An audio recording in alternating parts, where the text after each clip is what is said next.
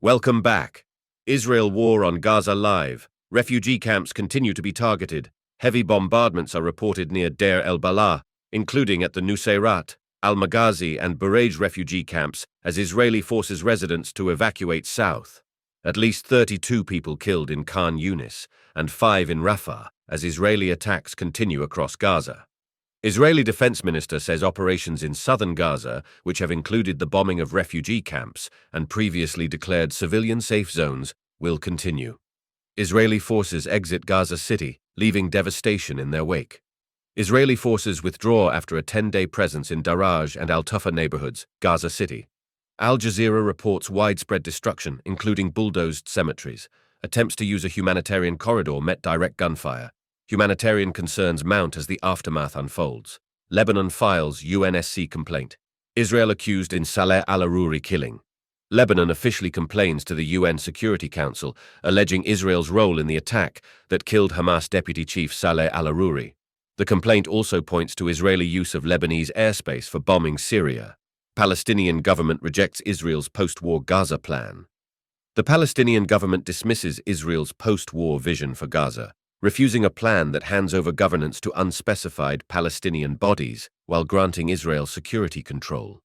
The government, as per Wafa news agency, remains committed to ending Israel's occupation, advocating for a future Palestinian state with Jerusalem as its capital under the Arab Peace Initiative framework. Any plans beyond these parameters are unequivocally rejected.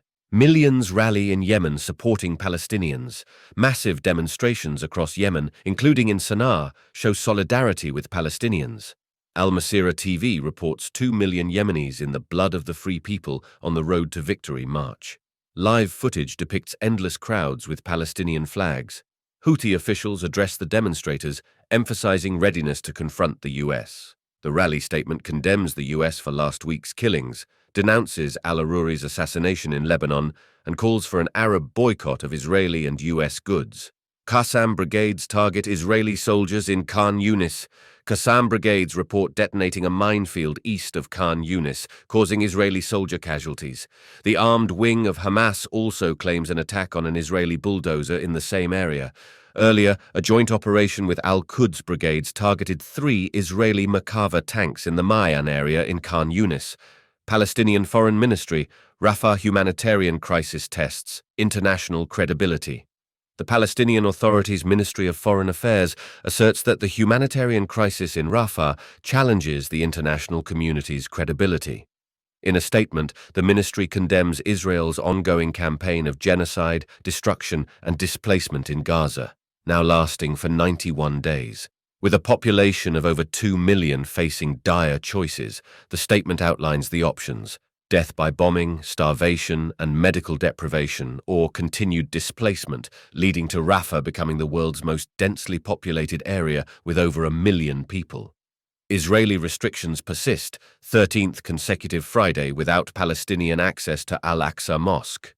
Israeli authorities extend the ban on Palestinians entering Al-Aqsa Mosque in occupied East Jerusalem for the 13th consecutive Friday prayers.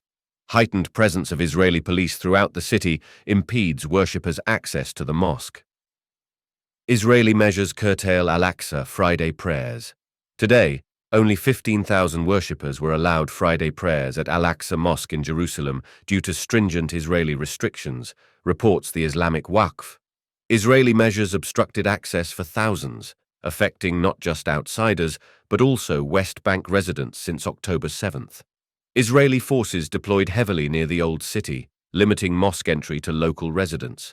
Disturbingly, reports of assaults on worshippers, pedestrians, and journalists surfaced, with a video showing an Israeli forces assault on a woman at Al-Asbat Gate.